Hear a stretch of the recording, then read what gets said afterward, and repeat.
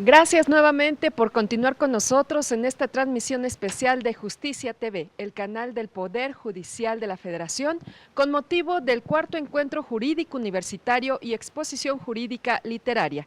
Lo invito a quedarse con nosotros en esta conferencia magistral a cargo del doctor Roberto Gargarella y la titular del Instituto Federal de Defensoría Pública, magistrada Taísia Cruz Parcero. Bienvenidos todas y todos, comenzamos. Muy buenos días, tengan todas y todos. Muchísimas gracias a la audiencia que en este momento nos acompaña, tanto aquí en el auditorio del Pleno Alterno de la Suprema Corte de Justicia de la Nación, como a través de las redes sociales y a través del canal de televisión del Poder Judicial de la Federación, Justicia TV. Como ya lo anunciaban, a continuación tendremos la conferencia magistral del doctor Roberto Gargarella, Democracia y Constitucionalismo. Tenemos el honor de que modere en esta ocasión la magistrada Taísia Cruz Parcero, que es titular del Instituto Federal de la Defensoría Pública y de quien me permitiré leer una muy breve semblanza. La magistrada Taísia Cruz Parcero estudió la licenciatura de Derecho en la Universidad Nacional Autónoma de México, especialista en Derecho Penal y en Delincuencia Organizada, por el Instituto Nacional de Ciencias Penales, y cuenta con una especialización judicial por el entonces Instituto de la Judicatura Federal, hoy Escuela Federal de Formación Judicial. Ingresó al Poder Judicial de la Federación en mayo de 1991 como oficial judicial. Ocupó los cargos de actuaria y secretaria proyectista en diversos juzgados y tribunales. Se desempeñó como jueza de procesos penales federales y ocupó el cargo de magistrada de circuito en materia penal, este último de 2014 a 2023. A partir de febrero de 2023, fue comisionada por el Pleno del Consejo de la Judicatura Federal como la directora general del Instituto Federal de Defensoría Pública. Magistrada, muchísimas gracias por acompañarnos. Le recordamos a las personas que nos siguen a través de las plataformas de redes sociales, de la plataforma Moodle, de la Dirección de Casas de la Cultura Jurídica, así como las personas que nos acompañan en este auditorio, que en todo momento estaremos recibiendo sus comentarios, sus preguntas, sus observaciones para poderlas hacer llegar a la moderación con la finalidad de poder formularlas a nuestro ponente al término de su conferencia. Y sin más preámbulo, permítanme por favor presentarles al doctor Roberto Gargarella. El doctor Roberto Gargarella es sociólogo, abogado y doctor en Derecho por la Universidad de Buenos Aires. Es maestro en Derecho por la Universidad de Chicago, máster en Ciencia Política por la Facultad Latinoamericana de Ciencias Sociales, GSD por la Universidad de Chicago y tiene un postdoctorado en la Balliol College de Oxford. Es profesor invitado de la Escuela de Derecho de la Universidad Torcuato Di Tella y profesor titular de la Facultad de Derecho de la Universidad de Buenos Aires. Ha sido profesor e investigador visitante en varias universidades, entre las que se encuentran Columbia, Pompeu Fabra, Nueva York, Bergen y Chicago. El profesor Gargarella se hizo acreedor de prestigiosas becas de investigación, entre ellas la Fulbright, John Simon Guggenheim Memorial Foundation y Fundación Antorchas. Además, es autor de numerosos libros y artículos. Entre sus publicaciones más recientes se encuentran The Legal Foundations of Inequality y The Accountability and Democratic Judiciaries in Latin America, Africa and East Europe. Doctor Roberto Gargarella, es un verdadero honor para la Suprema Corte de Justicia de la Nación y el Consejo de la Judicatura Federal contar con su participación. Tiene usted el uso de la palabra. Muchas gracias. Muchas gracias. ¿Me escuchan? Bueno. ¿Me escuchan? Entiendo que sí. Estamos teniendo un problema en la conexión con el doctor Roberto Gargarella. En unos minutos más retomaremos la conexión con él. Ya lo escuchamos, doctor. Muchísimas gracias. Adelante, por favor. Bueno, no sé si el problema es de aquí o de ustedes. En todo caso, bueno, comienzo. Espero que no haya muchos baches. Lo escuchamos perfectamente. Muchísimas gracias.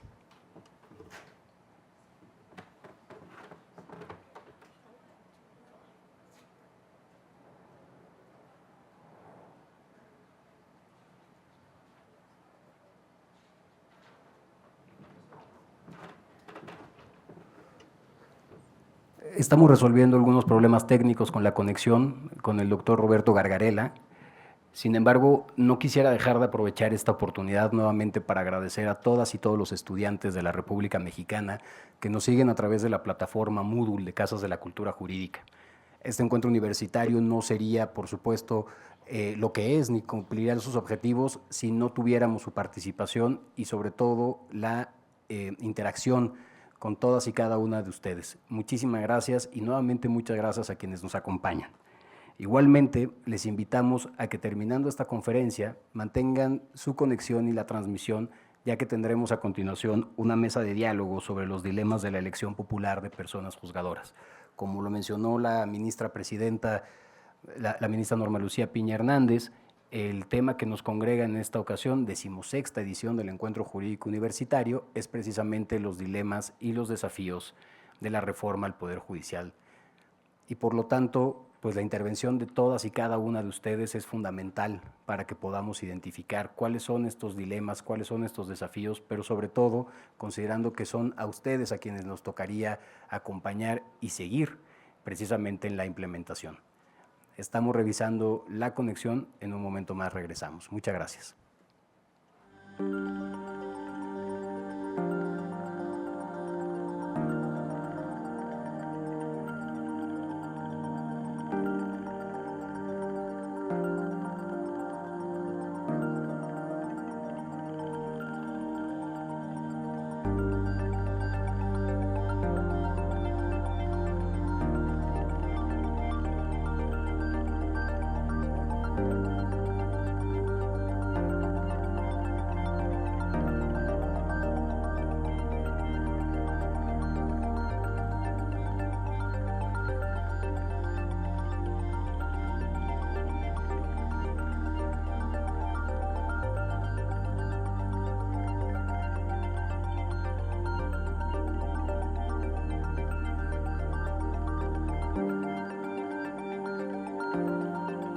Con el tema del constitucionalismo y la democracia, una cuestión en la que he estado interesado desde fines de los años 90.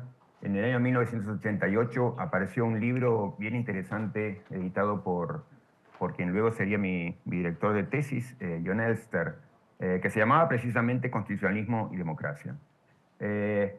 La cuestión que plantea esa tensión es en principio abstracta, pero entiendo que sirve para pensar problemas concretos vinculados con, bueno, cómo actuamos cuando hay tensiones entre los derechos que queremos proteger y los ideales o los impulsos mayoritarios, o cómo pensamos una reforma constitucional cuando hay distintos órganos que reclaman ser representantes de la soberanía popular, o cómo pensamos, digamos, el control judicial, que siempre ha planteado, al menos entre muchos de nosotros, o a muchos nos ha interesado la cuestión de la tensión y la objeción, lo llamada objeción democrática o la objeción contramayoritaria. Entonces, es una cuestión que hace décadas que a mí me interesa, pero es una cuestión que al mismo tiempo la teoría jurídica y las ciencias políticas han estado abordando con enorme preocupación, insisto, porque se trata de un problema teórico con enormes reverberaciones prácticas. En los años que yo llevo estudiando la cuestión, no digo que la cuestión se haya de ninguna manera resuelto, pero sí que hay las aguas, diría yo, un poco más tranquilas. Me animaría a decir que hay un punto de encuentro, de alguna manera, entre doctrina, jurisprudencia, teoría jurídica, que sin haber resuelto definitivamente la cuestión, pero entiendo que han llevado al menos la discusión a un territorio, a un espacio en donde la discusión es más asequible, en donde la discusión hace más sentido y en donde las diferencias yo creo que pueden ser menores o de matices. Entonces voy a presentar ese punto posible de encuentro.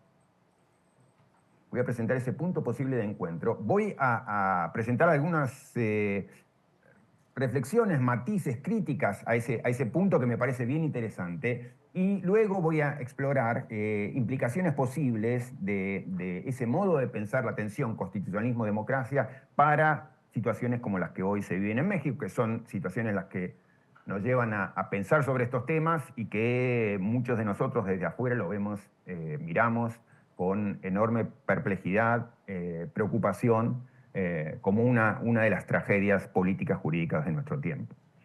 El punto de encuentro en el que me quiero detener es uno que de algún modo tiene un antecedente en un fallo perdido en la jurisprudencia norteamericana y más en particular en una nota al pie de un fallo, que es un fallo de 1938 y es el fallo Carolyn Products.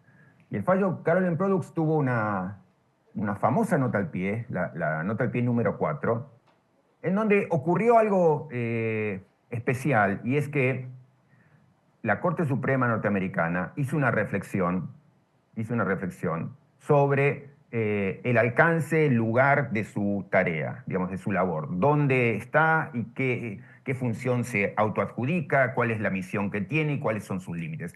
Fue un hecho excepcional y por eso aparece ahí en una nota a pie de página, pero es una nota a pie de página que con el correr del tiempo ganó celebridad porque había una reflexión que muchos consideraron y muchos consideramos todavía como una reflexión muy pertinente para pensar sobre el tema. Y lo que dijo la Corte allí, en esa nota al pie, es que, que le correspondía fundamentalmente al Poder Judicial la atención de los procedimientos, las reglas de juego, con una preocupación particular por situaciones muy habituales en el tiempo que tenían que ver con el poder político de turno, en los términos de la Corte norteamericana, buscaba cerrar los canales del cambio político, buscaba, digamos así, ganar control sobre el sistema institucional, y también cuando el poder político avanzaba sobre lo que llamó en ese momento minorías discrete and insular, minorías, digamos así, con dificultades para defenderse, minorías numéricas. Típicamente, uno podría pensar, la Corte estaba pensando en la situación de los grupos afroamericanos, de los homosexuales, por ejemplo. Y entonces la Corte, en esa distinción,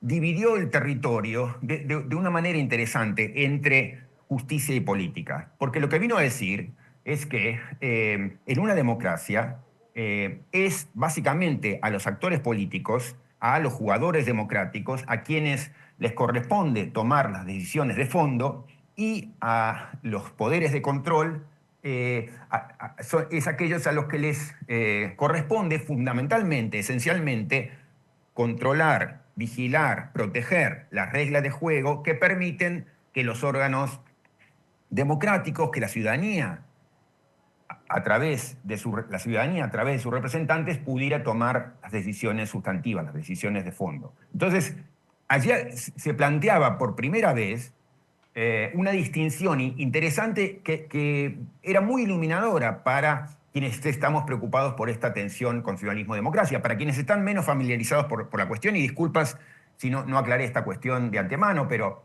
digamos, ¿por qué aparecen las preocupaciones? Porque, bueno, por un lado, digamos, los impulsos democráticos en cualquier sociedad, digamos, marcada por el constitucionalismo democrático, los impulsos democráticos llevan a seguir los dictados de las mayorías del momento, y al mismo tiempo hay compromisos, hay límites que típicamente se fijan en la Constitución y que también estamos comprometidos a respetar. Entonces tenemos como dos principios que apuntan a direcciones diferentes y que aparecen permanentemente en tensión en todos los casos importantes, que pasan a ser importantes justamente por reflejar esta situación difícil de resolver. ¿Qué hacemos cuando queremos al mismo tiempo respetar la voluntad democrática y respetar los límites? Entonces, lo que dijo la Corte en ese momento, en ese fallo, digamos, de los comienzos del siglo XX, fue interesante porque frente a cantidad de discusiones que han ido apareciendo en la materia, vino a deslindar las responsabilidades, a trazar, si se quiere, una división del trabajo que hacía bastante sentido. Básicamente lo que decía entonces es, a la democracia le corresponde tomar las decisiones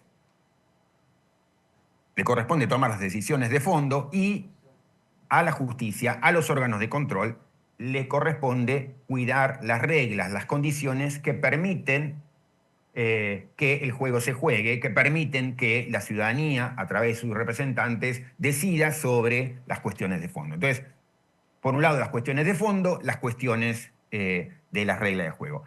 A esto se le llamó, digamos, una visión procedimentalista del constitucionalismo o una visión procedimentalista de la democracia. Quien mejor articuló esta visión teóricamente desde el derecho fue John Ealey en un libro que fue muy influyente, que se llamaba Democracia y Desconfianza. Y un libro que, por distintas razones, digamos, ganó celebridad, un libro que básicamente lo que hacía era darle estatus teórico a esa vieja nota al pie, y lo hacía de un modo que permitía tomar en cuenta las preocupaciones, las críticas que muchos de los teóricos del momento, todavía hoy muchos de nosotros, hacíamos sobre los modos en que se articulan las distintas ramas de gobierno y sobre todo los modos en que interviene el Poder Judicial. Para citar una referencia relevante para quienes están interesados en la teoría jurídica y en la teoría política, tal vez el filósofo político más importante, junto con John Rawls, del siglo XX, que fue el alemán Jürgen Habermas, en un libro que dedica de modo muy central al derecho, es el único en donde, digamos, la parte central está dedicada a la cuestión jurídica. Habermas se afirma muy especialmente en el trabajo de Ealey, reconociendo, digamos, lo que muchos de nosotros reconocemos, que ahí hay una elaboración teórica de lo que era la jurisprudencia norteamericana, pero que, digamos, hacía mucho sentido para pensar esta cuestión de los límites entre constitucionalismo y democracia, las tensiones entre democracia y derechos, cómo poner juntas nuestras preocupaciones por respetar la voluntad de la ciudadanía y al mismo tiempo asegurar que ciertas reglas sean siempre respetadas, ¿no? Entonces, ¿cómo pensar esos casos difíciles? Si se quiere, uno podría decir, o al menos yo voy a sugerir, que Ealey fue quien de algún modo puso esa maquinaria en movimiento, ¿no? Es el que, yo diría, mejor describió la máquina, ¿no? De cómo es esto, cómo eso puede funcionar en la práctica, qué es lo que esto puede implicar en la práctica. Y entonces doy algunas notas básicas de cómo entiendo yo que Ealey pensó esta forma de articular la relación entre distintos poderes, y esto es cómo se echa a andar la máquina, ¿no? ¿Qué implica el andado de la máquina, el tránsito de esta máquina, digamos, que organiza el poder legislativo, el poder judicial, la intervención del ejecutivo, la intervención de la ciudadanía, etc. Entonces, básicamente, yo diría, para hacerlo de modo esquemático, pero del modo más fiel posible a lo que presentaba Ealey, lo primero que diría es esta distinción entre lo sustantivo y lo procedimental. Entonces, hay las cuestiones sustantivas, que son las que tienen que tomar los legisladores como representantes del pueblo o el pueblo de manera directa. Entonces, el pueblo directamente o a través de sus representantes decide sobre todas las cuestiones políticas fundamentales. Y los órganos judiciales controlan que,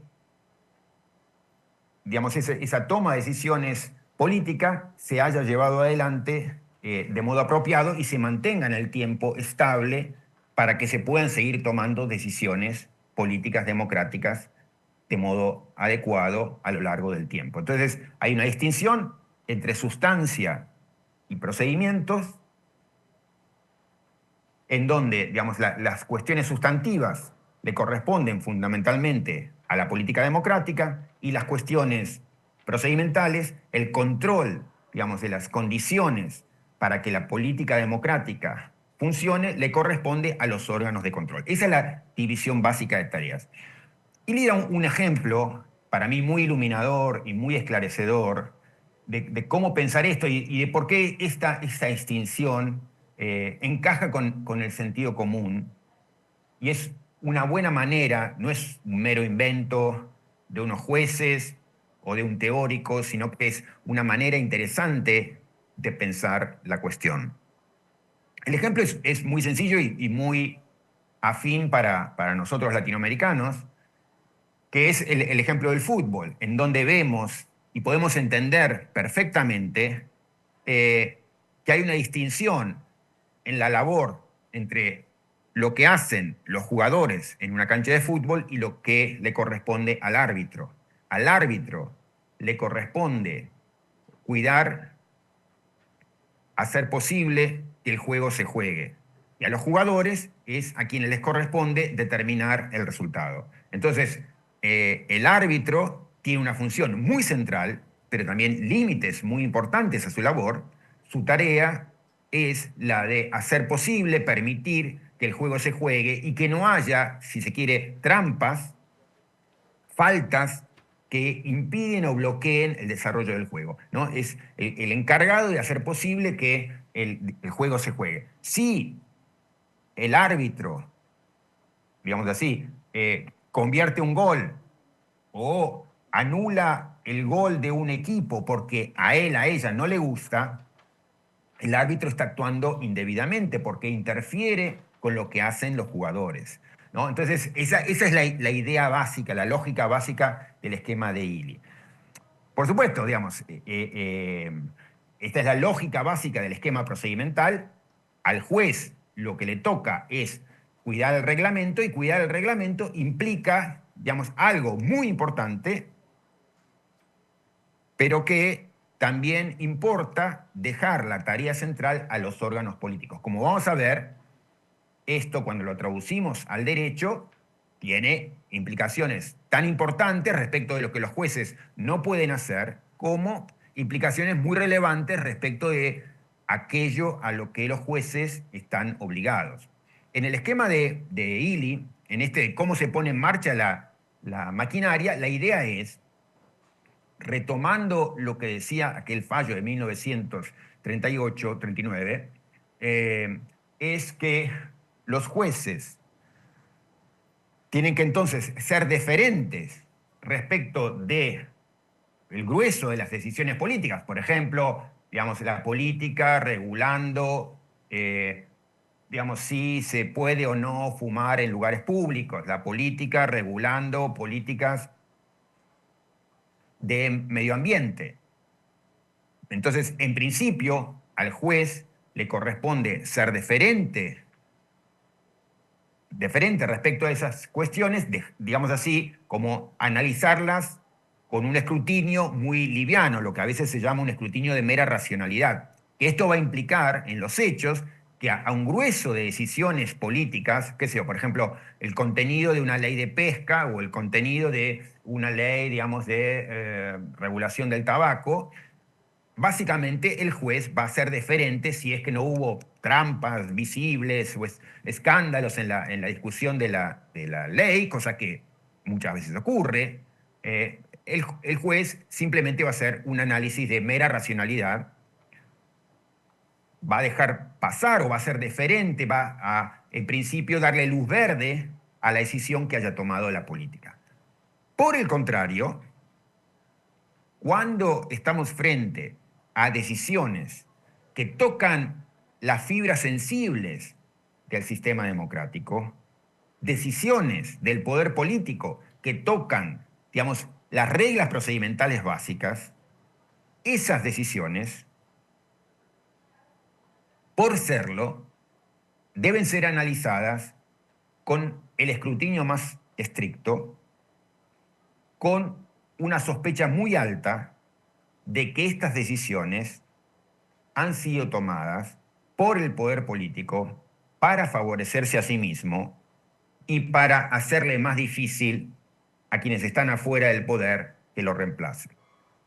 Recuerden lo que decía en 1939 la Corte norteamericana, digamos, mirar con una sospecha muy alta aquellas decisiones del poder político que impliquen cerrar los canales del cambio político Esa era la frase que usó la Corte. Y aquellas decisiones que impliquen afectar a minorías discrete and insular, minorías, digamos, desaventajadas, fuertemente desaventajadas, minorías pequeñas en número y con poco poder político.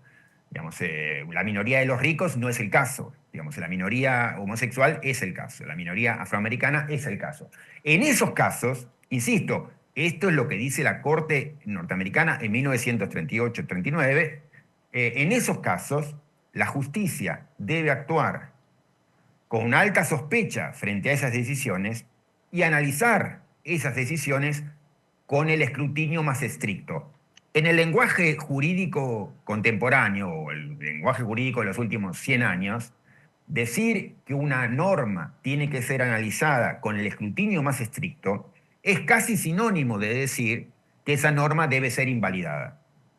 No es sinónimo.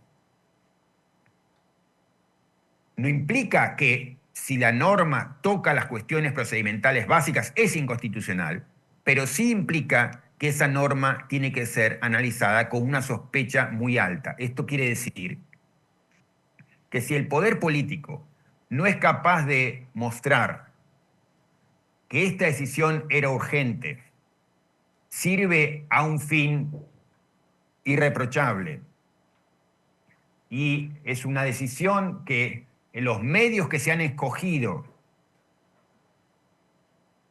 para llevarla adelante son adecuados, los menos costosos para lograr el fin establecido, esa decisión puede ser entonces finalmente validada. Entonces, para retomar, si yo, poder político, hago una reforma al sistema electoral o hago una reforma de la ley de los partidos políticos, en principio, por tocar estas fibras sensibles vinculadas con las reglas básicas del juego, esa norma tiene que ser analizada con el escrutinio más estricto y esto quiere decir, esa norma queda temblando, queda, digamos, en las puertas de ser invalidada. Si el poder político es capaz de demostrarme que esta norma no viene a perseguir a ningún grupo, sino que viene a facilitar, por ejemplo, que los grupos más desvalidos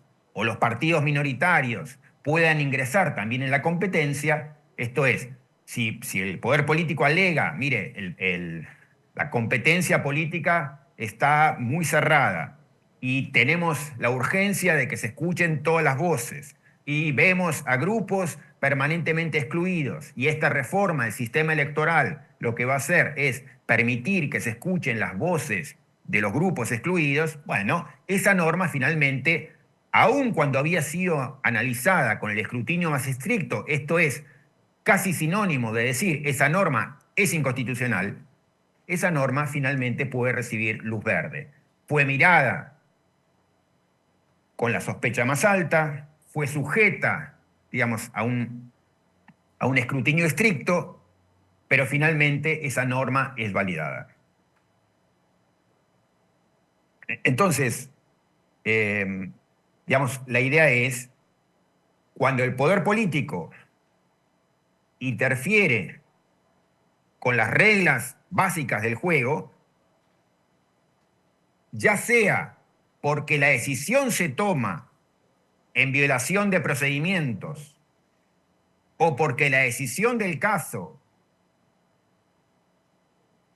va dirigida a violentar procedimientos, esa norma debe ser analizada con el escrutinio más estricto y queda en vilo, queda en el margen de ser declarada inconstitucional, salvo que el poder político, como decía, puede demostrar que persigue fines perfectos, digamos, completamente defendibles, urgentes, y los medios que ha escogido son medios apropiados para llegar a la finalidad debida. Entonces, este esquema implica una manera, yo diría, muy interesante de pensar la tensión constitucionalismo-democracia, porque permite entender que es posible conjugar un amplio margen de decisión a la voluntad mayoritaria al mismo tiempo nos da razones para pensar en qué casos esa decisión puede quedar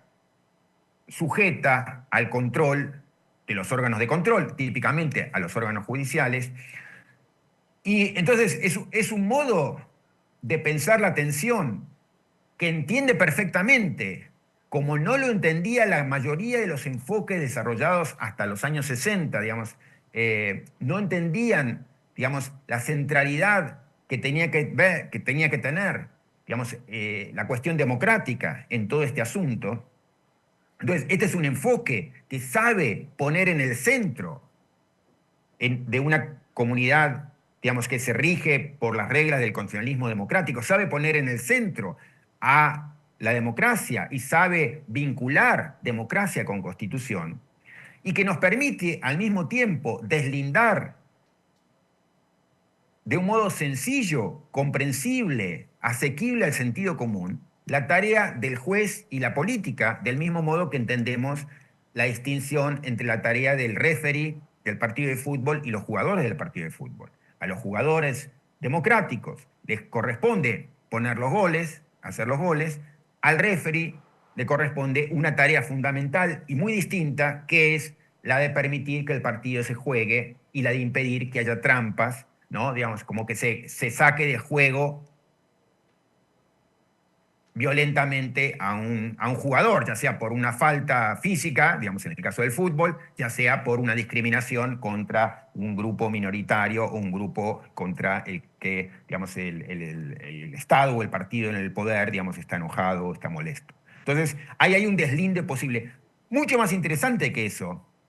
Por ejemplo, nos permite entender esa discusión que también ha quedado muy empantanada sobre el control judicial, la discusión sobre activismo y pasivismo judicial, porque aquí lo que se nos viene a decir es la idea de los jueces tienen que ser activistas o pasivistas o de atarse las manos es bastante zonza o tiene muchos problemas, porque en algunos casos los jueces tienen que estar con las manos atadas. Estos son los casos vinculados a decisiones políticas básicamente irreprochables. Y en cambio, en otros casos, los jueces tienen que ser ultraactivistas, ultraintervencionistas y ser implacables con el poder político. Básicamente, cada vez que los jugadores de la política, y sobre todo los jugadores que están en las posiciones dominantes, digamos, en ese juego, quieran cambiar las reglas mientras el juego se juega a su favor, ¿no? O quieran hacerle a la oposición el camino más difícil, o quieran dificultar que sus críticos lo critiquen, o quieren hacerle más difícil la vida a sus objetores.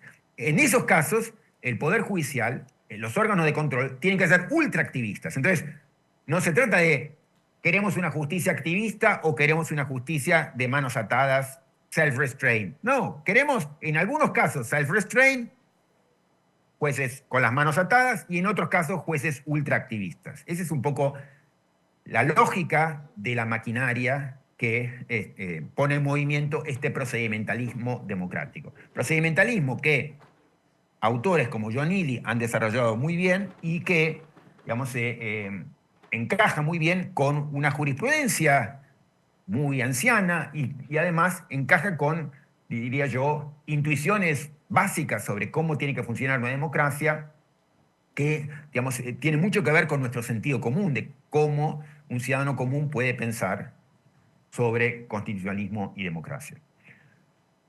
Me acerco digamos, mitad final de la presentación, porque quiero mostrar que este esquema, que a mí me parece bien interesante para pensar esa dificultad, es un esquema que muchos estamos repensando desde hace años, y que, diría yo, sigue siendo un excelente punto de partida para reflexionar sobre cuestiones tan centrales como aquellas de las que hablamos, pero al mismo tiempo es un punto de partida que merece ser repensado. Yo diría, inclusive, honrando lo que quienes pusieron en marcha ese esquema pensaban, porque ellos pensaron sobre este esquema en términos muy contextuales, ¿no? Cuando cuando la Corte en su momento dijo, a la hora de determinar qué es lo que bloquea el funcionamiento de la vida política, qué maniobras, digamos, pueden estar afectando el buen funcionamiento de los procedimientos, ellos miraron al costado, miraron hacia atrás, miraron a su historia y dijeron, bueno, lo que vemos es que en nuestro contexto, en nuestro país, en nuestra región, digamos, hay una práctica sistemática que viene afectando a que el juego se juegue, por ejemplo, la discriminación de grupos afroamericanos. Un caso súper saliente, súper importante en la historia de la jurisprudencia, yo diría mundial, son los casos relacionados con las trampas en el diseño de los distritos electorales, lo que se llama el gerrymandering, ¿no? Entonces, en ese tipo de casos, de modo muy saliente, muy manifiesto, lo que vemos es a los actores políticos dominantes trampeando, ¿no? Haciendo trampas sobre cómo se diseñan los límites de los distritos electorales para diluir los votos de la oposición y reforzar su propio poder. Esa es una típica maniobra de las que aquí están, digamos, sujetas al escrutinio estricto, esto es, a la invalidación inmediata. El poder político usa su lugar privilegiado para promover una reforma en nombre de valores muy nobles y lo que hace en los hechos es limitar la posibilidad de que los opositores los saquen del poder, ¿no? Entonces, por eso tiene todo el sentido del mundo que la justicia mire a ese tipo de reformas con el escrutinio más estricto y diga, aquí en principio estamos frente a un problema muy grave y digamos, esto lo tenemos que detener. Pero entonces, digamos, yo creo que la enseñanza de fondo, o una de las enseñanzas de fondo de lo que se sostuvo en 1939, fue a la hora de pensar qué es lo que, cuáles son las prácticas que tienden a bloquear el funcionamiento del sistema político o las prácticas habituales a partir de las cuales aquellos que están en el poder tratan de mantenerse en el poder, ¿no? ¿A qué cosas vamos a mirar con sospecha? Bueno, eso depende un poco del contexto, del momento, del tiempo. Entonces, en estos últimos años ha habido mucho esfuerzo desde la academia por pensar de qué modo, si se quiere, actualizar a nuestro tiempo, a nuestra época, a nuestros problemas, ese esquema, yo diría, muy fructífero, muy provechoso. Para decir un hecho desde mi punto de vista llamativo, en el año 2020 se publicó en una excelente revista, digamos, de constitucionalismo comparado, International Constitutional Law, una serie de artículos, todos dedicados a repensar el procedimentalismo constitucional. A mí me tocó, tuve la suerte de participar, pero entre otras cosas porque yo, como otros de mi generación, en Estados Unidos, en México, ¿no? porque han participado colegas de México, como Roberto Niembro, o digamos, colegas norteamericanos como Stephen Gardbaum, que ha sido un poco quien lideró la discusión, o australianas como Rosalind Dixon, irlandesas como Eileen Kavanagh, o sea, Tom Ginsburg desde Chicago, digamos, autores de muy, muy distintos lugares han estado pensando, hemos estado confluyendo en esto de cómo actualizar al tiempo de hoy aquellas preocupaciones interesantes que pusieron en marcha quienes pensaron al constitucionalismo en términos procedimentales, ¿no? Entonces, y se han hecho muchos desarrollos para mí muy interesantes. Digo, en los años 2020 ha sido un buen momento, pero es un momento que todavía dura de académicos interesados en reactualizar. Punto interesante también para la discusión mexicana. Digamos, ninguno de nosotros está pensando en desechar ese punto de encuentro interesante que nos daba el constitucionalismo procedimental, sino en cómo mejorarlo, cómo precisarlo hoy, cómo esa maquinaria ajustarla del mejor modo posible para pensar los problemas de nuestro tiempo. Entonces, digo algunas pocas cosas sobre cómo repensar esto y termino. Yo creo que por lo menos desde mi punto de vista, no digo que todos, pero muchos, y esta es una preocupación central en mi trabajo desde hace mucho tiempo, a la hora de repensar el constitucionalismo procedimentalista, el constitucionalismo o el procedimentalismo democrático, tratamos de precisar la idea de democracia que figura o que ocupa el centro en ese esquema. Y lo digo porque desde el momento en que se empezó a teorizar sobre la cuestión, muchos detectamos, que ese esquema bien interesante que promovía en su momento ancianamente la Corte norteamericana o luego autores como John Ely, partían de una noción de la democracia, yo diría, más bien limitada, ¿no? Lo que se entendió habitualmente como una visión pluralista de la democracia, que era la visión que, por ejemplo, Madison tenía, ¿no? Y esa visión, digamos, se ha reactualizado o se ha, digamos así, sofisticado, y muchos la presentan como una idea de democracia como mercado, que le deja básicamente a los jueces la tarea de que, como en un mercado, digamos, libre, impedir que se formen oligopolios, ¿no? Impedir que se formen monopolios o oligopolios que, digamos, bloquean que el mercado funciona.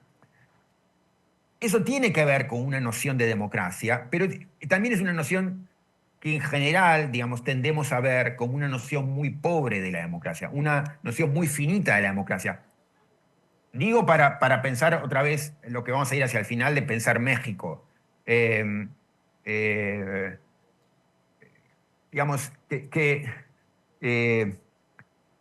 con el esquema viejo de Ely y con el esquema viejo de la Corte norteamericana, ya es suficiente para pensar críticamente en México y problematizar reformas como las que se han hecho en México. Pero quiero ir, digamos, unos pasos adelante porque entiendo que ese esquema merece ser repensado. Entonces, digamos, sin ir demasiado lejos. Muchos saben, digamos, los que conocen mi trabajo, que en lo personal, yo, como lo hacía mi maestro Carlos Nino, digamos, hemos defendido, como él lo hacía, digamos, una noción de democracia bastante más exigente que la visión pluralista de la democracia. Y esta visión que defendemos es lo que llamamos una visión deliberativa de la democracia, una visión, digamos, que entiende que el diálogo tiene que ser fundamentalmente lo que alimenta como el combustible de la decisión democrática. Si la decisión no se ha producido luego de un debate en el que se han escuchado los críticos, se le han dado razones de por qué no se toman en cuenta sus argumentos, hay un problema en la decisión. Esto quiere decir que no basta para que una decisión sea considerada una decisión normativa o una ley válida, el mero hecho, importante esto para pensar México hoy, no basta el mero hecho de que muchas manos se hayan levantado al mismo tiempo. Eso es una condición necesaria, pero no suficiente. ¿Por qué? Porque, entre otras cosas, democracia no es simplemente levantar la mano, tener un número, contar una serie de manos levantadas. Por eso, cualquier constitución del mundo habla del debate legislativo, habla de se volverá a discutir en ambas cámaras, habla de la discusión, digamos, el vicepresidente o no sé quién podrá o no participar en los debates legislativos, en los debates de la Cámara. Se habla permanentemente de debate, no en nuestras constituciones, no en un sentido retórico, no en un sentido poético, sino bajo la idea de que hacer una ley, discutir democráticamente, tiene que ver con ese proceso de diálogo, de dar razones y de explicarle al que pierde por qué pierde. Explicarle aquel que da una objeción y no se la toma en cuenta por qué esa objeción no se la toma en cuenta. Entonces, este entendimiento de la democracia es mucho más exigente que el que estaba presente originariamente en aquel fallo Carolyn Products o el que John Ely promovía. Insisto, para pensar críticamente a México hoy, el viejo esquema basta, es suficiente. ¿Por qué? Y porque nos está diciendo ese esquema, cada vez que el poder político de turno quiera tocar las reglas de juego, tenemos un gran problema que debe ser escrutado del modo más estricto, y esto implica, en principio, tiene que ser invalidado. Invalidado. acá, en China, en Japón, en México, en Argentina, en Estados Unidos, en Italia, en cualquier lado que tenga una democracia constitucional. Digamos, si el poder político de turno, mientras el juego se juega, cambia la regla del juego en su favor, o de un modo que le permite colonizar a los órganos de control o hacer más difícil los controles sobre él, ese tipo de medidas, en principio, debe ser considerado una movida inconstitucional. Por eso digo, eso en el viejo esquema. En el esquema reforzado que yo pediría, esto es un esquema montado en una idea, yo diría, más interesante de la democracia,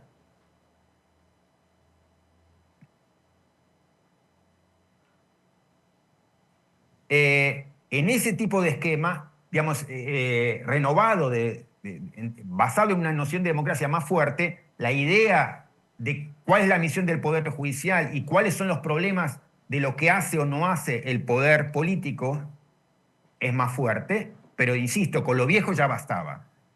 Si además ahora pensamos, como yo creo que debemos pensar, que una norma legislativa para poder tener la calidad de la ley, para reclamar validez, requiere no solo estar respaldado en ciertas manos levantadas, sino en un proceso de discusión en donde se han atendido debidamente las objeciones de los objetores, se han escuchado, sobre todo, protegido y escuchado las voces de los disidentes, se le ha dado razones de por qué pierde. Si eso no ha ocurrido, muchas más altas las sospechas sobre la decisión.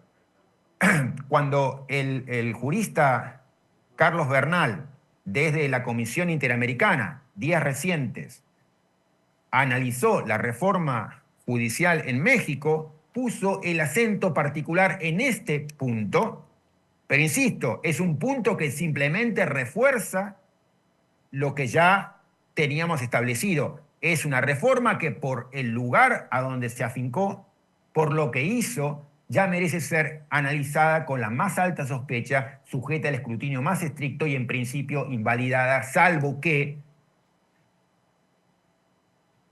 el poder político pueda probarme que ha tomado esa decisión respondiendo a valores irreprochables, necesidades urgentes y utilizando los medios más afines a el logro y menos costosos en términos políticos democráticos a esa finalidad. Entonces, yo diría, digamos, aun cuando la idea de la democracia metida en el viejo esquema es suficiente para ser crítico respecto de mucho de lo que pasa en muchas democracias contemporáneas, diría, necesitamos todavía una noción más fuerte, no por ser caprichosos, no por ser ambiciosos, sino yo diría, por sentido común. Hoy entendemos democracia como algo más que lo que ocurre, digamos, cada vez que votamos. Democracia no puede ser igualado a elecciones. Democracia no puede ser aplastada, la noción de democracia, a la idea de elecciones, y la validez de la ley no puede estar vinculada como condición necesaria y suficiente a la cantidad de manos que se levantaron al mismo tiempo. El último punto que menciono, y con esto sí termino, es el punto contextual. Y es que yo creo que, digamos, del mismo modo en que nuestros antecesores miraron al costado, miraron hacia atrás, miraron a la historia y dijeron, bueno, entendemos que las principales amenazas, las más habituales, a partir de las cuales el poder en el gobierno, de izquierda, de derecha, me da lo mismo, nos da lo mismo. Las principales vías que utiliza el poder de turno para tratar de preservarse en el poder y perjudicar a los contrarios, a los objetores, en nuestra época, dijeron, tiene que ver con esto, Estados Unidos, 1960, por ejemplo, con la discriminación sistemática a grupos, digamos, por ejemplo, en ese caso, grupos afroamericanos. Bueno, y podía tener que ver con la labor de lobbies, ¿no? Actuando sobre el Poder Ejecutivo. Ese tipo de problemas no han desaparecido, pero yo creo que, digamos, hay un consenso general sobre otra serie de dificultades que son típicas de nuestro tiempo. Menciono dos y con eso voy cerrando. Uno es, hay un consenso fuerte entre la doctrina contemporánea, tanto en teoría política como en teoría constitucional, de que hay un mal que es lo que llaman la erosión democrática y que tiene que ver con un mal diferente del que era típico, por ejemplo, en América Latina en el siglo XX, que era el de los golpes de Estado. Hoy las democracias tienden a morir no por un golpe, un cuchillazo o un disparo en el corazón, como digamos, en un día como en el siglo XX, cuando digamos, había golpe de Estado, sino la democracia tiende a morir por miles de golpes o cientos de golpes, ¿no? Ningún cuchillazo es definitivo, pero todos van desangrando al sistema. La erosión democrática es una metáfora triste para hacer referencia a algo que es muy común y que típicamente se vincula con un poder ejecutivo con mucho poder que aprovecha las facultades especiales que tiene para ir desarmando el sistema de controles, para ir erosionando los checks and balances. Y los casos de Trump, los casos de Orbán en Hungría, los casos de Erdogan en Turquía, los casos de Bolsonaro en Brasil, los casos, digamos, de Milei tal vez en Argentina, etcétera, son el caso típicamente de México, digamos, en los últimos dos gobiernos, al menos, digamos, pero yo diría es un problema de lejos. Bueno, tiene que ver con este tipo de cosas, que es aquellos que están en el poder, finalmente no importa si son de izquierda, de derecha, blancos, negros, azules, colorados, tienen la intención y tienen la oportunidad, se encuentran con una oportunidad que antes no encontraban o que les resultaba más difícil de ir desarmando el sistema de controles. Lo que acaba de ocurrir en estos días en México, digamos, de la desarticulación de los organismos autónomos, digamos, es un escándalo increíble en estos términos, digamos, pero eso lo podemos reservar para una discusión más adelante, en la que ustedes me pueden informar más de lo que yo les puedo decir. Pero entonces, el problema de la erosión democrática, el problema de la erosión desde el Poder Ejecutivo, el problema de la erosión desde el Poder Ejecutivo es uno de los problemas de nuestro tiempo. Y el último que mencionaría es lo que yo diría el problema que se deriva de una radical crisis de representación que tiene todas nuestras democracias, en América Latina, en Estados Unidos, en Europa, digamos, y que en distintos niveles, en distintos grados, es un problema que advertimos y que no tiene que ver con la mala suerte de representantes corruptos o, digamos, deshonestos o ineficientes, sino que tiene que ver con cuestiones estructurales de las cuales podemos hablar. Yo creo que tienen que ver con los modos en que se pensó la Constitución desde sus comienzos y los modos en que ha cambiado la sociedad. En mis escritos yo hablo de, digamos, de constituciones que fueron pensadas para una sociedad que ya no está más, ¿no? Una constitución que se ha ido convirtiendo en un traje muy estrecho, pensada para un cuerpo que ya no está, el cuerpo de un niño en una sociedad que ha crecido extraordinariamente, no solamente en números, sino en diversidad, etc. Y la Constitución ya no lo puede cubrir. Bueno, por la razón que sea, podemos hablar de eso, un problema de lo que yo llamaría la sociología política, pero el hecho es, todas las democracias contemporáneas enfrentan un tremendo, severísimo problema de representación. Y eso genera la desconexión que vemos en México, en Argentina, en Chile, en donde sea, entre ciudadanos y representantes, que hace que, digamos, la mayoría de nuestra clase dirigente aparezca actuando por las suyas, de modo completamente autónomo de la voluntad ciudadana, invocando la voluntad ciudadana, pero desvinculada de la misma. No quiere decir que necesariamente actuando en contra, puede estar un poco más a favor, no sé, pero desvinculada de la ciudadanía, y donde la ciudadanía no tiene poder de decisión. Entonces, termino con esto, y es ese tipo de problemas, también tremendamente presentes y graves en México de hoy, ayudan a entender, por un lado, la desconexión entre, digamos, lo que hacen los representantes, la desesperación de los representantes por invocar a una ciudadanía que no son ellos, nos fuerzan a pensar en la necesidad de seguir preguntándonos cuando hablamos de la soberanía del pueblo, ¿dónde está el we the people? ¿Dónde está la ciudadanía? Porque la mayoría de los sistemas que vemos son sistemas en donde quienes deciden invocando el pueblo, de modo muy claro y muy manifiesto en México cuando se habla de reforma constitucional. Y un órgano constituido y con miles de problemas de representación, invoca a boca plena, digamos, soberanía popular, soy el pueblo, al pueblo habló. ¿En qué sentido el pueblo habló? Ni en México, ni en Chile en su momento. Entonces, tenemos ahí este enorme problema de desconexión entre ciudadanos y representantes y la ausencia del we the people en la toma de decisiones. Entonces, el esquema que acabo de presentar, yo creo que sirve de modo muy especial para pensar situaciones difíciles como la que atraviesa México. Nos dice algo sobre por qué los órganos representativos no tienen derecho a invocar la soberanía popular. ¿Por qué es muy distinto la soberanía popular de lo que puede hacer cualquier órgano que habla en su nombre?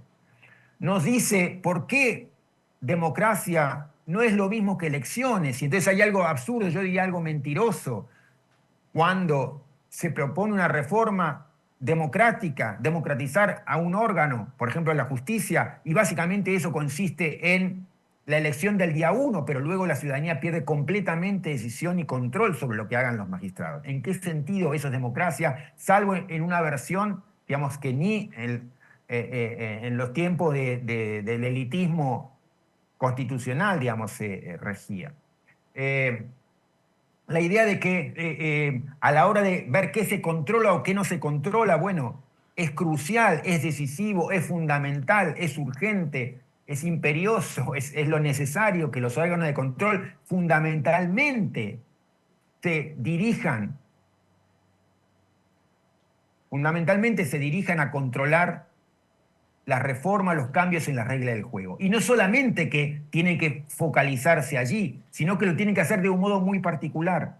Allí es donde deben ser ultraactivistas y la actitud con la que deben controlar las reformas que quieran cambiar las reglas del juego debe ser una muy particular, con el escrutinio más estricto, con la más alta sospecha y con la idea de que en principio, y salvo que el poder político haga un ejercicio extraordinario de justificación que no hace, esa norma debe ser analizada con una alta presunción de invalidez y debe ser en principio declarada inconstitucional. Aquí, en Argentina, en México, en China, en Chile o en Estados Unidos.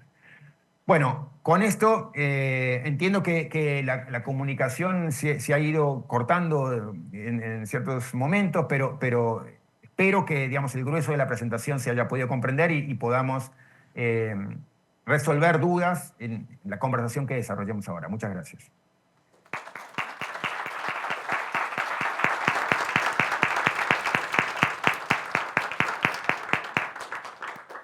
Gracias a ti, Roberto. La verdad es que se escuchó perfecto y creo que nos has dado un repaso muy importante sobre el estado actual de las cosas en torno a estas reflexiones que son tan necesarias hoy en día sobre la idea que tenemos de la democracia. Y porque además son reflexiones comunes, son reflexiones que están presentes en México, pero que están presentes, como tú lo mencionas, en Latinoamérica y hoy mismo en Estados Unidos y en cualquier otro lugar. Yo quiero decirte, Roberto, que estamos aquí ante un auditorio presencial de muchos jóvenes estudiantes de Derecho, y que también están muchas personas conectadas a través de las redes sociales y siguiendo la transmisión en vivo por Justicia TV. Y justamente por tratarse de un auditorio de jóvenes estudiantes, me parece tan relevante que tú hayas hecho este énfasis en repensar en esta idea de democracia, pero repensarla como algo más allá de lo meramente electoral.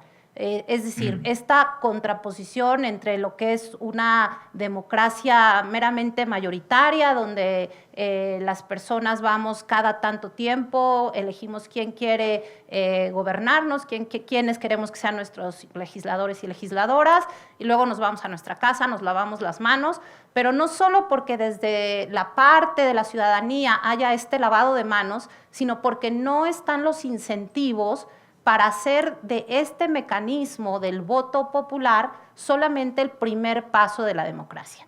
Y esto también nos lleva a pensar en esto que tú dices, este entendimiento mucho más exigente de la idea de democracia, que tiene que ver con no solamente quién toma la decisión, cómo se toman las decisiones, sino qué se decide. Es decir, con este contenido sustantivo de lo que podemos llamar una democracia constitucional, y que tiene que ver básicamente con respeto a derechos humanos, respeto a derechos fundamentales, respeto a derechos sociales y, desde luego, con división de poderes también. Lo que tenemos acá en México, y además tú has venido, digamos, has estado muy presente en esta discusión, cosa que yo no puedo dejar de agradecerte como parte del gremio de juzgadoras y juzgadores federales. Lo que tenemos es digamos, esta reforma constitucional que ya pasó por este intento que hubo de control constitucional por parte de la Suprema Corte de Justicia de la Nación. Incluso hay, para los compañeras y compañeros estudiantes que no lo sepan, hay un amicus curiae que se presentó encabezado por Roberto, y de la mano también de Chisca Po, una de nuestras mejores constitucionalistas en México, que se presentó justamente para invitar a los ministros y ministras a esta reflexión, en el sentido de por qué sí es procedente controlar las reformas constitucionales. Es decir, por qué sí el poder constituido, que no es igual al poder constituyente, debe tener límites, y además la legitimidad de cuestionar esos límites. Y acá es cuando tú te refieres a la necesidad de este control intenso de ciertos mecanismos democráticos de reforma, porque sí, ahí hay un artículo constitucional, como ustedes lo saben, que permite la reforma constitucional, pero hay unas alertas que se encienden cuando, a través de estos mecanismos democráticos, lo que se busca es justamente erosionar la propia democracia, los propios principios de democracia. Entonces, si estamos en un escenario, en este escenario, cabe perfectamente, lo que también acá comenta Roberto, exigir que se dé una respuesta de por qué esta reforma es mejor. Es decir, ¿en qué se va a mejorar el acceso a la justicia? Con esta reforma, con este desmantelamiento, con esta, digamos, esta decisión de cesar a todos los jueces y juezas, no solo federales, recuerden que también a todas las judicaturas locales, ¿en qué se mejora el acceso a la justicia? ¿Cómo las personas van a beneficiarse de la llegada de nuevas y nuevos juzgadores? Estas son las preguntas que están en el aire, estas son las preguntas que están en el ambiente, y justamente están acá también en preguntas que nos están haciendo llegar no solamente las jóvenes y los jóvenes que están aquí en el auditorio, sino también que nos han hecho llegar a través de redes sociales. Me parece también que está esta preocupación en este escenario en donde se están perdiendo estos controles. Al final, la discusión en la Corte, digamos, se perdió en el sentido siquiera de entrar a la discusión, de controlar el contenido de la reforma constitucional, cuando vemos que estos controles, digamos, democráticos están diluidos. ¿Qué es lo que queda? ¿Cuál es la ruta? ¿Qué sigue como sociedad? Hemos visto también en estos escenarios de controles extrainstitucionales, como tú en algún momento los has llamado, Roberto, que son la protesta que se hace en las calles, etcétera, pues al final no ha sido tampoco escuchada. Entonces, bueno, ¿qué queda? ¿Cuál es la ruta? Creo que por aquí van algunas de las preguntas que estamos recibiendo y las voy a tratar de ordenar un poco por temas. Roberto, hay un conjunto de preguntas, por ejemplo, de Eric Zúñiga Sánchez de Toluca. Nos pregunta qué propuestas de reforma podrían otorgarle a la Constitución tintes más democráticos. Arlet Montserrat Fernández de la Ciudad de México nos pregunta qué desafíos enfrentan las democracias constitucionales en la actualidad. Juan Pablo Hernández de Guadalajara, ¿cuál es el mayor reto, lo dice, para el neoconstitucionalismo en los estados democráticos y modernos? Y una más que tiene que ver con estos temas para luego pasar a otro grupo de preguntas, Roberto, es, acá no me dicen quién, pero es alguien de aquí del auditorio que pregunta justamente sobre la posibilidad del control de las reformas constitucionales. Esto que tiene que ver con si es cierto que hay unas cláusulas constitucionales que debemos considerar intocables, cuáles son en su caso estas cláusulas, y además pues este debate de si nuestra propia Constitución, la Constitución mexicana, permite o no ese control constitucional. Ahora, claramente teniendo en cuenta, y creo que tú, Roberto, estarás enterado, que tenemos la más reciente reforma constitucional, porque en 50 días de gobierno llevamos ya cambios en 13 artículos constitucionales. Una de las más recientes reformas tiene que ver con establecer que está prohibido para la Corte, y ya se entendería para el resto de la judicatura, por reformas a los artículos 105, 107 constitucionales, se prohíbe el control constitucional expresamente mediante acciones de inconstitucionalidad, mediante controversias constitucionales e incluso de manera expresa ya mediante el juicio de amparo. Entonces, te dejo estas preguntas de este primer grupo y luego continuamos. Adelante. Bueno, gracias. Bueno, gracias a ti también por los comentarios y por el trabajo y por el coraje que hay que tener en esta época. Que tienes como muchos jueces y activistas y académicos, ¿no? Que llevan adelante una labor que es heroica, yo diría, en un contexto tristísimo. ¿Qué reformas se pueden hacer para democratizar al constitucionalismo? Bueno, hay muchísimas. Pienso, mira, en mi país en el 2010 se hizo una reforma que también se llamó la reforma de la democratización de la justicia. Y a mí en ese momento me enojé muchísimo con esa reforma, de modo similar al modo en que me enojé con la reforma en México, porque me parece particularmente preocupante e indignante cuando se invocan los mejores valores para reformas viles, ¿no? Entonces se invoca la democratización y el pueblo y la soberanía para reformas que niegan la posibilidad del autogobierno colectivo. Entonces, bueno, muy bien, ¿qué se puede hacer? En el momento en que se discutía ese tipo de cuestiones en Argentina, yo, digamos, me encontraba con otros colegas trabajando justamente sobre una serie de reformas posibles al Poder Judicial destinados a democratizarlo. Y en América Latina tenemos excelentes ejemplos. Por ejemplo, en Colombia, con la reforma del 91, la reforma constitucional, y luego en Costa Rica, a partir, digamos, de las reformas que llevaron a la creación de la llamada Sala 4 constitucional, que fueron reformas que pusieron un acento muy especial en el acceso ciudadano a la justicia, para liberalizar y para incentivar y para promover y para hacer posible, para digamos, allanar completamente el camino del ciudadano a la justicia, ¿no? Los modos de la tutela y del control popular en México, en Colombia, son tan sencillos que un niño puede hacerlo, ¿no? Cuando en India se discutía sobre este tipo de cuestiones, lo mismo, digamos, ¿no? El famoso juez Bhagwati, digamos, decía, mira, tiene que ser posible que si una persona va en autobús y mira una situación en una mina donde existe, digamos, sobreexplotación a los indígenas. Bueno, esa persona que está haciendo su crucigrama en el periódico, digamos, tiene que poder escribir ahí mismo, digamos, su queja y presentarla ante la justicia y abrir un caso aún en las instancias superiores.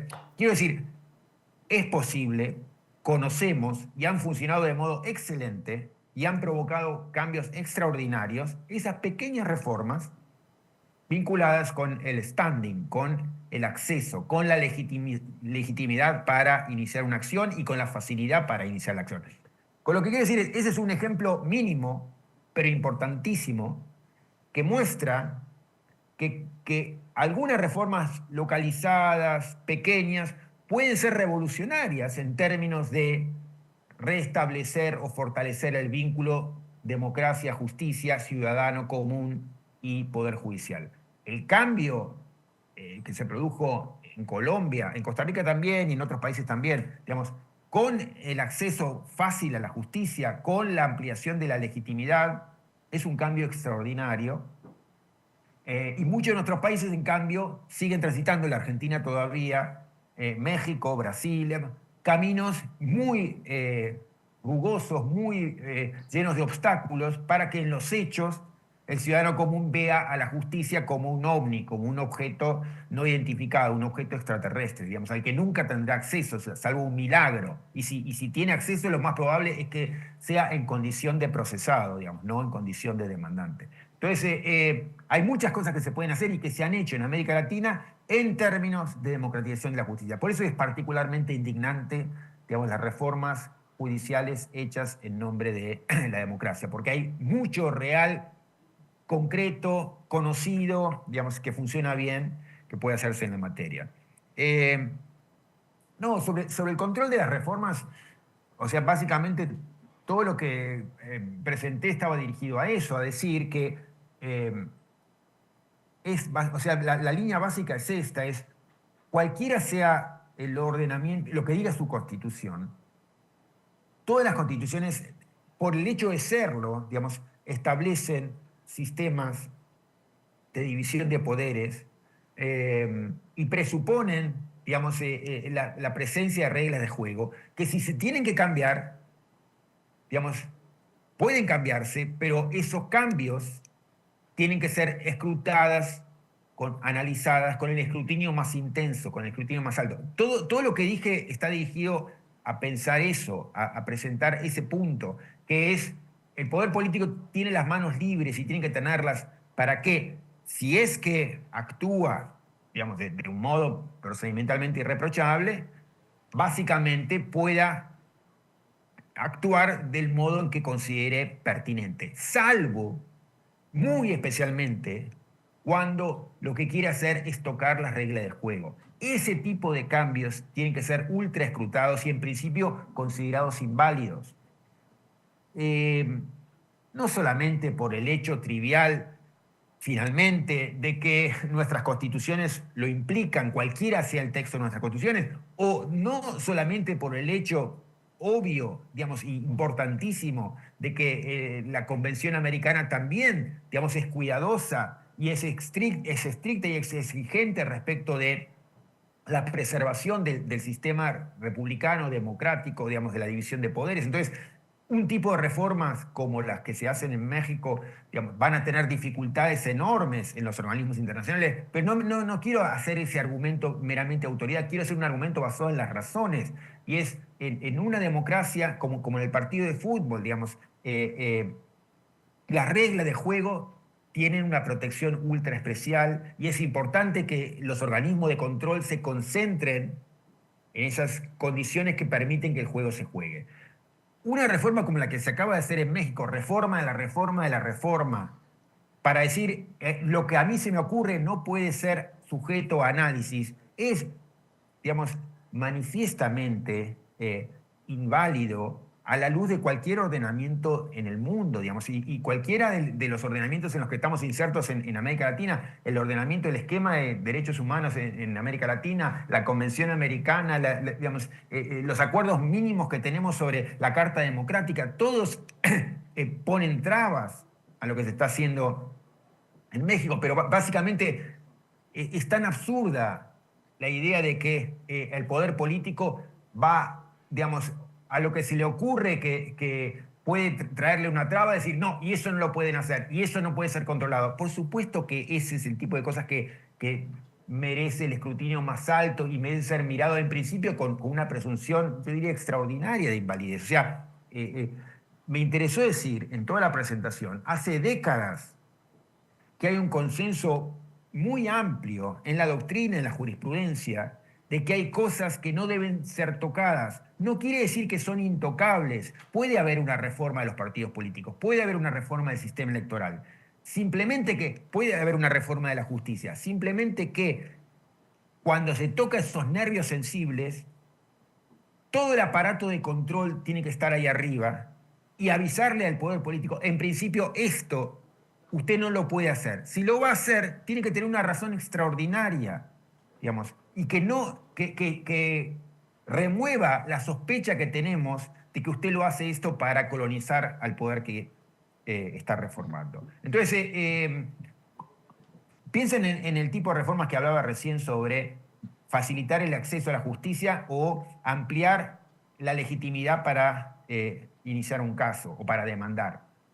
Esa es una reforma al sistema judicial y es una reforma que tiene que ser totalmente posible. Pero entonces, en la mecánica de cómo funcionaría la máquina en ese caso, digamos, aparece esa reforma política destinada a cambiar el acceso a la justicia y facilitar que los pobres lleguen mejor y más fácil al Poder Judicial. El Poder Judicial le dice, no, mire, momento, usted está tocando las reglas básicas de juego. Acá tenemos un problema enorme. El Poder Político puede responder como respondió en ese momento. Ah, bueno, pero esta es una reforma destinada a que los que están mal con el sistema puedan presentar más críticas y tengan un acceso más fácil a un territorio fundamental que hoy no tienen acceso. Ah, perfecto, le dice el sistema judicial, adelante, luz verde. Pero en principio, digamos, entonces, es posible que el poder político reforme las reglas de juego. Pero eso tiene que hacerlo con un acuerdo extraordinario y tiene que hacerlo demostrando que de ninguna manera la reforma del caso es una reforma para colonizar al órgano que se reforma, para ganar control sobre el órgano de control. Todo lo que ha ocurrido en México está en el extremo contrario, digamos, y es el poder político que no tiene la posibilidad de demostrar, uno, que lo ha hecho en un proceso debido, mucho menos en un proceso debatido, mucho menos en un proceso dialogado, mucho menos en un proceso respetuoso de la oposición. Eso es fundamental y eso no se ha respetado. Pero además es el tipo de reformas clásica, el ejemplo tal vez más notable de reforma en las reglas de juego destinadas a impedir que el jugador que me critica me critique o el jugador que me controla me controle. Entonces, me quedaría por ahora ahí, sé que hay más preguntas Sí. que no contesté, pero así, yo tengo un poco de tiempo, o sea que si queremos darle cabida a más preguntas, para mí está bien. Gracias, muchas gracias, Roberto. Tenemos acá también en el auditorio, a ver, vamos a dar el micrófono, no sé si levantan la mano por acá. Nada más, muy puntual la pregunta Sí. para que nos vayamos. Buenos días, soy Héctor Guadalupe Urbina Soria de la Universidad Latinoamericana. La pregunta es, ¿qué alternativa encuentra a la nominación de integrantes de las Supremas Cortes en las distintas naciones que son hechas por presidentes que muchas veces se ven guiados por su ideología o intereses propios, en lugar de elegir a los mejores perfiles? Ejemplos, López Obrador y Yasmín Esquivel o Lenia Batres, Lula y de Moraes en Brasil, Trump y Barrett en Estados Unidos, o en España se acaba de ver una repartición del poder judicial entre el Partido Popular y el Partido Socialista. Gracias. Gracias. Y de una vez otra pregunta para que vayamos a alguna otra pregunta por acá. ¿Sí? Si te pones de pie, compañera, para que te podamos ver. Adelante. Mi nombre es Sofía Medina y mi pregunta es, ¿haría falta un órgano internacional que ayude a revisar estas violaciones de derechos humanos como lo está haciendo la reforma judicial? Gracias. Sí. Muchas gracias, Roberto. A ver, tenemos esas dos preguntas sobre la mesa y creo que tienen que ver aquí otras que recibimos de una vez, las formulo, que tal vez tienen que ver con esta preocupación de, Roberto, si el discurso que hemos estado escuchando durante los más recientes años es que los poderes judiciales, en particular en México, no es un poder democrático. ¿Cómo sí democratizar al Poder Judicial?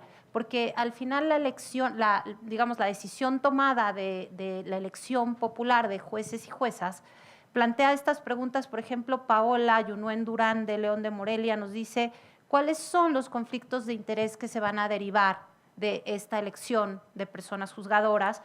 O Daniel Alejandro Ibáñez de Guadalajara también se pregunta cuáles son los principales retos que se enfrentan en México justo ante el escenario de elección popular de las judicaturas. Gracias, Roberto. Adelante. Perfecto. Sí. Primero lo que diría es algo de lo que también estuvimos hablando, ¿no? O sea, a mí me interesó montar un dispositivo teórico que nos ayude a pensar justamente este tipo de preguntas, ¿no? De algún modo creo que digamos, mucho de lo ya dicho ayuda a responder o responde a alguna de estas preguntas. Insisto con algunas cuestiones. Una es, democracia no debe ser, la idea de democracia no debe ser aplastada, no debe ser degradada a la idea de elecciones, ¿no? Elecciones periódicas. Yo, digamos, en estos días insistí mucho en esta idea de que democracia es sobre todo lo que pasa en el medio, ¿no? Lo que pasa entre elección y elección. Y entonces yo presentaba como mi test digamos, si se está tomando en serio o cínicamente la idea de democracia, es preguntar si después de la elección el ciudadano común queda con fuertes poderes de decisión y control, de diálogo, de intervención, de impugnación sobre la persona elegida. Porque si la respuesta es no, y mucho más cuando el candidato va a estar, la persona elegida va a estar ahí en el poder durante 2, 4, 8, 10 años, tal vez de por vida, la cantidad de años que sea, sobre todo un cargo judicial, que es un cargo de muchos años.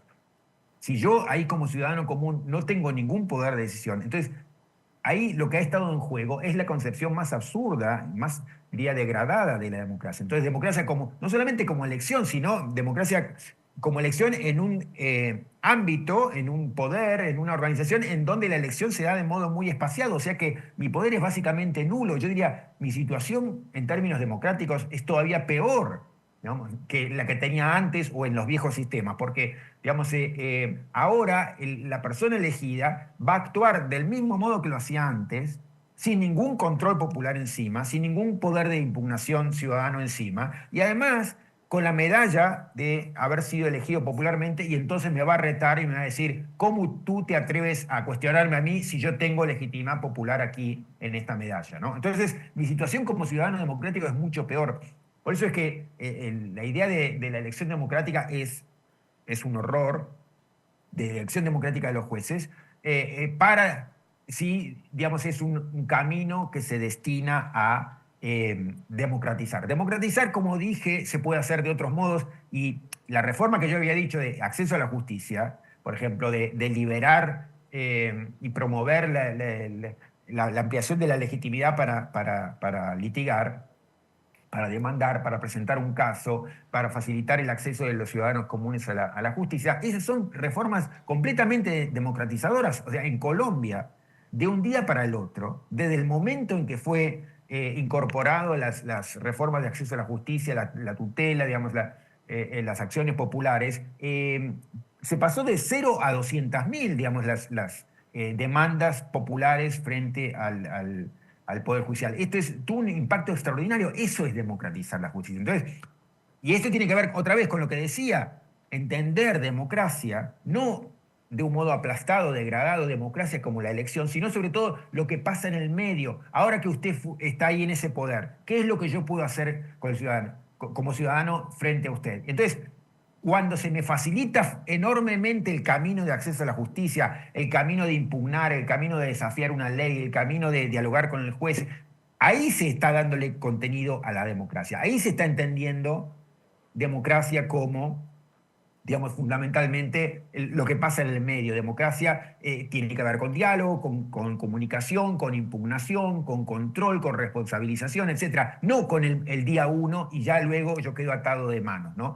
Entonces, ni en política, ni en relación con la justicia, merece la democracia ser degradada a la elección. Aquí mi presidente, no es mi presidente en realidad, pero digamos, el presidente de Argentina, como el presidente de gobiernos anteriores, dice, digamos, en esta visión ultra degradada de la democracia, yo fui electo, ahora usted siéntese ahí a esperar a la nueva elección y si quiere arme su partido político y gámneme la próxima elección. Es una visión completamente elitista, absurda, diría, de la democracia. Entonces, entender democracia de un modo más lleno, digamos, de contenido, no vacío de contenido, implica pensar en el medio. Y hay muchas cosas que se pueden hacer y se han hecho en América Latina para llenar ese medio, para permitir el establecimiento de puentes entre ciudadanos y representantes o ciudadanos y jueces en este caso. Entonces, las reformas de democratización son muchas posibles y no tienen nada que ver con lo que se ha hecho en casos como el México. En particular sobre la cuestión de la designación de jueces, sí, hay mucha cosa que decir. Los métodos actuales, digamos, yo no creo que sean interesantes. El libro bien interesante de Steve Levitsky y Ziblatt sobre cómo mueren las democracias y el último sobre la tiranía de la minoría, un poco apuntan a eso. Es un sistema que no es interesante en cuanto que le da demasiado peso a minorías poderosas, ¿no? Entonces, no es el buen sistema, ni es el que tenemos, que es un sistema muy, yo diría, cargado de la burocracia política, ni el sistema en el que, digamos, que es el típicamente, yo diría, populista definido en nuestros términos, digamos, de invocación de la ciudadanía, privando a la ciudadanía de intervención efectiva. Entonces, hay otra vez muchas cosas en el medio que se pueden hacer, aún en relación con sistemas como este que está vigente.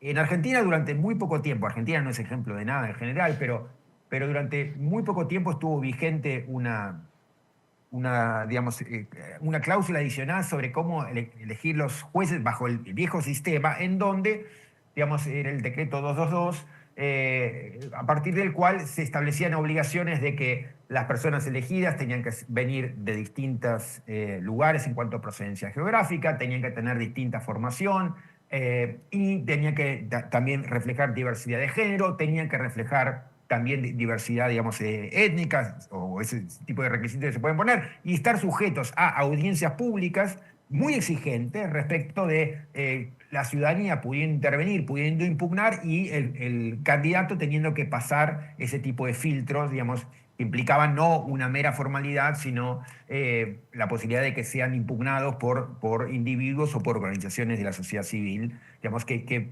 podían presentar objeciones o razones de por qué esa persona merecía o no merecía estar allí. Entonces, hay mucho camino en el medio entre el viejo sistema, diría más bien oligárquico, que muchas de nuestras constituciones tenían o tienen, y los sistemas populistas. Ambos son extremos poco interesantes para pensar en una difícil cuestión, ¿no? Pero es una difícil cuestión sobre la cual hay mucho camino también andado.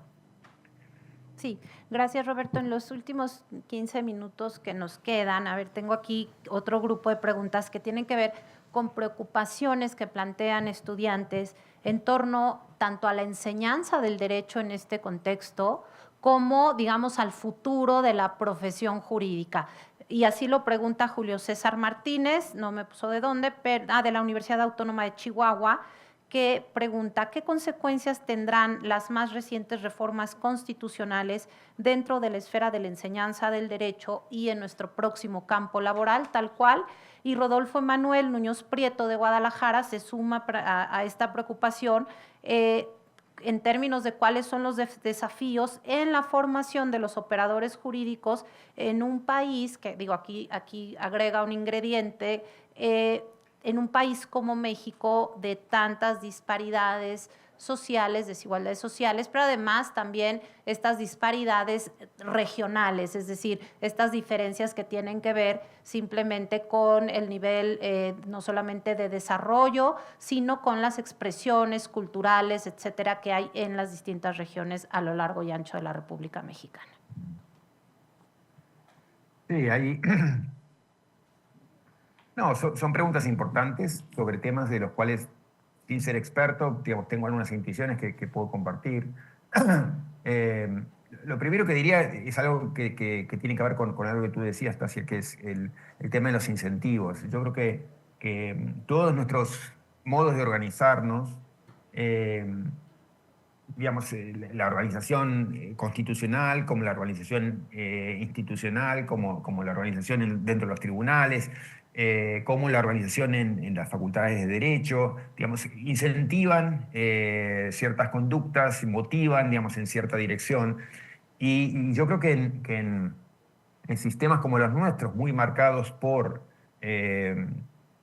digamos, una concentración del poder, concentración de la riqueza, amplias desigualdades, en el caso de México, digamos, la concentración del poder de la mano también de la militarización, dan pésimos incentivos para todo, y es, por un lado, digamos, la posibilidad de que algunas personas obtengan mucho dinero, digamos, a partir de actividades paralegales, por ejemplo, y a partir de un sistema que no premia la labor solidaria, que no premia la labor cooperativa, que no premia, digamos, la labor hacia los otros, sino que, digamos, permite que estas formas, si se quiere, salvajes de la organización económica o, digamos, de la organización capitalista, si se quiere, actúen libremente, y entonces en sociedades donde hay muchos recursos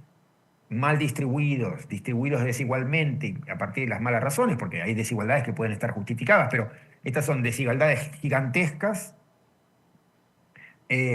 no justificadas, y que le permiten a los sectores más ricos de la sociedad o a los sectores más acomodados, atraer en su defensa a las mejores cabezas, ¿no? Entonces las personas, digamos así, más talentosas, tienen muchos incentivos para dedicarse a, el derecho empresario o la defensa en el área penal de empresarios inescrupulosos, ¿no? En mi país yo he tenido como muchas discusiones, hemos hecho alguna vez un debate interesante sobre la ética de la profesión, ¿no? Y yo planteaba este tipo de cuestiones que explican algo que supongo que ocurrirá también en México, que es que muchas de las mejores cabezas jurídicas del país, y lo que tienen es el incentivo de hacerse millonarios defendiendo a los peores de la sociedad, ¿no? Entonces, los peores criminales, como los empresarios más inescrupulosos, como los empresarios más abusadores, como los políticos más corruptos, bueno, son los que tienen más dinero y más chances de atraer en su defensa a los mejores abogados. Y los mejores abogados, digamos, saben que si se van a dedicar a trabajar para los demás, a trabajar en contra de la desigualdad, van a tener un montón de problemas, van a tener dificultades para que su familia a lo mejor llegue a fin de mes y tenga buena alimentación todos los días, y si en cambio se dedica a las actividades más perversas, tiene chance de convertirse en un multimillonario. Entonces, ¿cuál es el incentivo ahí? Y bueno, las mejores cabezas del país, es lo que yo decía en mi país, tienden a dedicarse a la defensa de los peores de la sociedad. Peores en términos, digamos, de personas involucradas en actividades criminales, ¿no? Y digamos, eso pensando en un sector privado muy corrompido como los que tenemos en nuestros países, y también es algo muy típico en sociedades con el poder político concentrado, en donde las chances del político con mucho acceso a privilegios, a beneficios, digamos así, como ventajas económicas, digamos, puede enriquecerse en la función o abusar de la función en su propio beneficio, o excederse muchísimo más cuando está en control del aparato coercitivo, cuando la sociedad se ha militarizado, como se ha militarizado la sociedad de México, y entonces es más dable esperar que se provoquen, digamos, actos criminales, en el caso de México, matanzas como las que ha habido, o abuso, digamos, de racias militares o racias policiales sobre sectores desvalidos, y que, otra vez, ese tipo de crímenes encuentren en las mejores cabezas a sus abogados. Entonces, el sistema de incentivos que genera una sociedad muy desigual es un sistema, digamos, de incentivos muy perverso para las causas de, digamos, de la justicia y digamos, la igual consideración y respeto que diría Ronald Dworkin, ¿no? Muchas gracias, Roberto. Yo creo que ha sido esta conferencia, tal como fue anunciada en el programa, una conferencia magistral, acercarnos, la posibilidad de tenerte acá, de que acerques estas ideas a las estudiantes y a los estudiantes de Derecho en México. Creo que es una oportunidad muy valiosa que tenemos que agradecer, y yo agradezco de manera relevante a la Suprema Corte de Justicia de la Nación y al Consejo de la Judicatura Federal por generar este espacio de diálogo con las jóvenes y los jóvenes. Desde luego que estamos en estos tiempos de incertidumbre.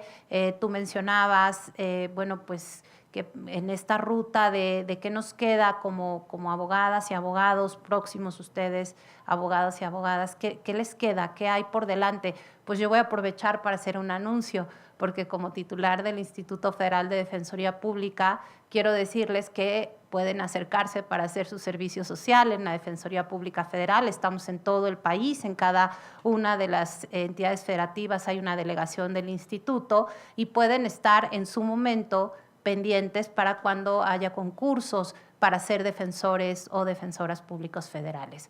Es una labor, justamente de lo que hablaba Roberto, es una labor muy noble en donde defendemos las mejores causas. Las mejores causas son las causas de las personas que no tienen la posibilidad de acceso a la justicia y respecto de las cuales el Estado tiene el deber de garantizarles un servicio público de defensa de calidad y además pues gratuito. Entonces, bueno, ya hice el anuncio, en nuestras redes sociales del instituto pueden ver los requisitos. Y bueno, Roberto, pues nuevamente agradecerte, no sé si tengas un mensaje final o damos ya por concluida tu participación.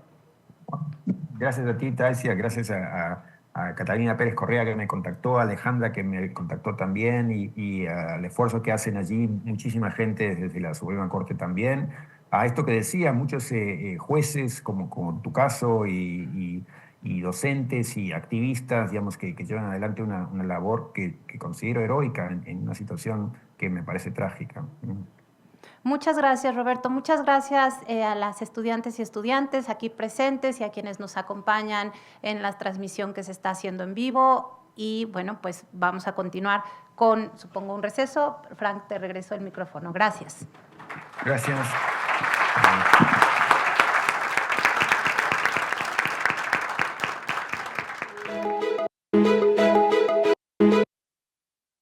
La magistrada Taisia Cruz Parcero, muchas gracias a todas las personas que siguieron la transmisión en vivo a través de redes sociales, pero también a través de la plataforma Moodle en toda la República Mexicana, así como a través del canal de televisión del Poder Judicial de la Federación, Justicia TV.